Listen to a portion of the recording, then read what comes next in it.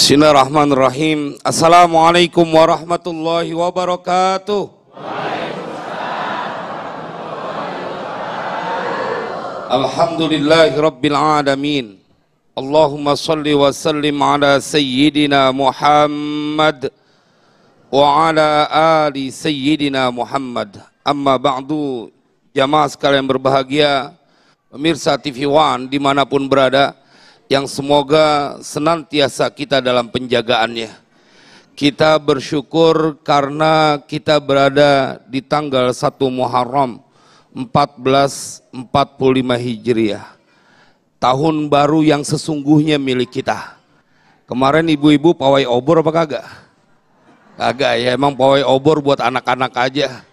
Ibu-ibu udah kecapean urusan di dapur. Bapak-bapak, saya ingin mengingatkan bahwa inilah sesungguhnya tahun baru kita, tahun baru umat Islam.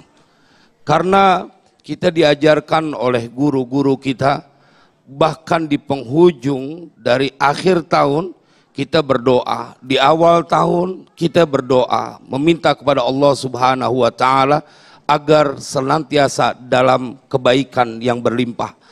Berbeda betul dengan tahun baru yang diawali di tanggal 1 Januari. Justru mengawali tahun baru dengan banyak perbuatan dosa. Kita tidak bisa menutup mata bahwa faktanya memang begitu.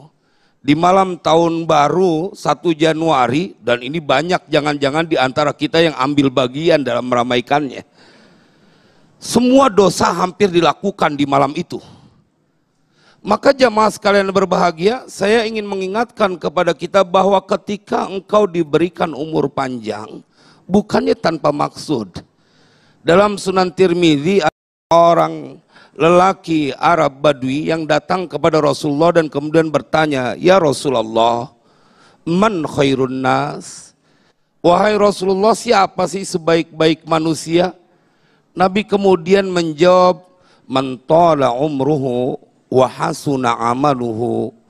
Yang disebut dengan sebaik-baik manusia adalah mereka yang panjang umurnya dan baik amal perbuatannya.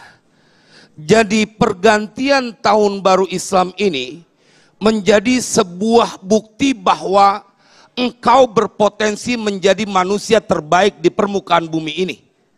Bila mengisinya dengan banyak kebaikan. Karena itu Nabi yang menyampaikan khairun nas.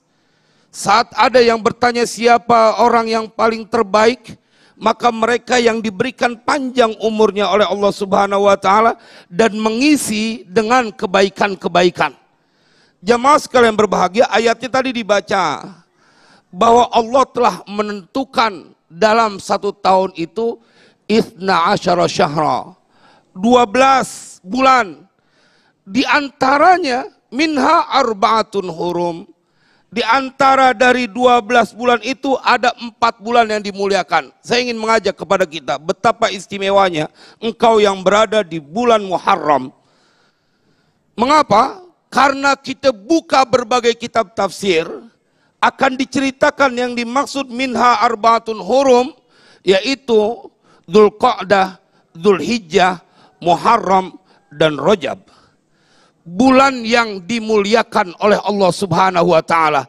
Engkau wahai saudaraku, hari ini berada di bulan yang dimuliakan oleh Allah Subhanahu wa Ta'ala. Dan diakhiri kemarin akhir tahun, kita berada di bulan yang dimuliakan oleh Allah, mengawali tahun di bulan Muharram, juga di bulan yang dimuliakan oleh Allah. Maka tugas engkau adalah bagaimana kemudian menghiasi diri dengan berbagai kemuliaan. Sejarah tentunya mencatat bahwa ini adalah peran besar dari Sayyidina Umar Ibnul Khattab ketika mengumpulkan para sahabat ingin menjadikan bulan Muharram sebagai awal dari bulan dalam 1 tahun dalam hitungan Islam. Maka jamaah sekalian berbahagia, tidak ada kebahagiaan yang membuat kita menjadi bergembira yang melebihi saat engkau dipilih oleh Allah berada di tahun baru 1 Muharram 1445 Hijriah karena engkau masih diperkenankan untuk ruku dan sujud. bukan sekedar kebahagiaan, oh kita akan umur panjang. Bukan itu wahai saudaraku. Berganti tahun, maka sesungguhnya engkau terus diberikan kesempatan oleh Allah untuk menimbun sebanyak-banyaknya amal perbuatan. Maka perlu ada komitmen yang dibangun. Perlu ada sebuah keinginan yang kuat yang kita tanam di dalam hati kita. Ente kalau kemarin-marin kurang tapi semergep sholatnya, kurang tapi semangat ibadahnya, kurang tapi berani sedekahnya, kurang berani memanfaatkan waktu untuk sesuatu yang berharga dalam hidupmu, maka ketika engkau diberikan karunia sampai di tahun baru, di awal bulan Muharram, 1 Muharram 1445 Hijriah, engkau menjadi orang yang bersyukur karena mendapatkan kesempatan untuk merecover tahun-tahun lalu yang boleh jadi masih banyak kekosongan dalam beribadah kita.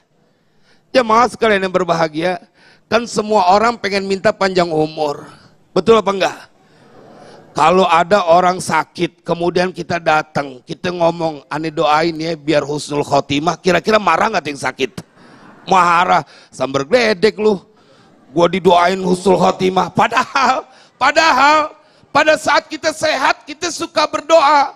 Kalau baca Rotibul Haddad, ada bagian akhir doa, ya Allah biha, ya Allah biha, ya Allah bihusnil. Itu lagi ada di majlis, lagi sehat, ente minta husnul khotimah. Kenapa giliran sakit didoain husnul khotimah lagi marah-marah? Saking takutnya sama mati. Betul enggak? Kan lagi sehat di majlis kita baca tuh, ampe khusyuk banget, ya Allah berikan husnul khotimah. Kan kudunya lempengan sakit yang kira-kira nerus jadi mati didoain, kita kudunya girang. Saya ketemu dengan seorang wanita yang berumur 96 tahun, masih rajin ibadah.